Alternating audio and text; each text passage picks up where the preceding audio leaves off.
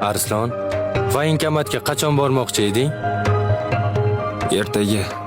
Nega so'rayapsan? Sen harbiy bo'lmasang, men harbiy bo'lmasam, vatanni kim qo'riqlaydi?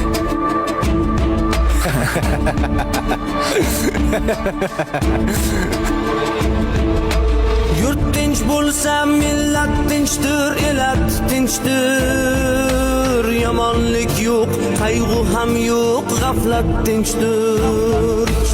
Oqibatni o'ylab xalqqa xizmat qilar. Ko'ngil sokin, ham dil sokin, osmon tinchdir.